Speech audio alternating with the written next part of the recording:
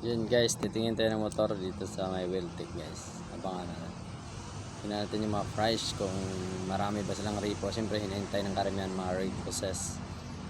Kasi sa mga proseso, kasi sa mga pagkuha ng motor, medyo same process lang naman. Kaya marami pa rin nag-aabang ng mga repossess kung mababa ba dito or may mga mababa bang mga repo ba. Yan lang mga guys, abangan nyo at sisilipin natin bawat presyo. Tingnan natin. Thank you. Abangan nyo guys. Ilan lang repo, daming mga repo na repo na pang tricycle. Kaya ka repo, mga repo. Repo 1.5 lang 2.8. Puro pang tricycle. Ito pinakamura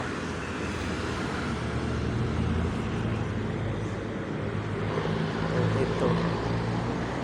Ito pala pinakamura ito.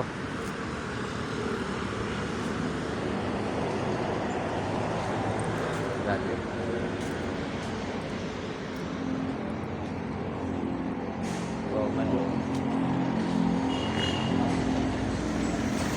Guys, nasa Weltec. Wala silang Dahil walang computer. resibo ng pinagbayaran nila. Yung huli.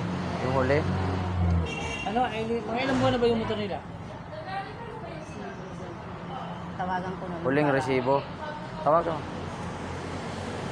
Yan, sira yung system dito guys sa Weltec. Kaya hindi sila makapag daw ng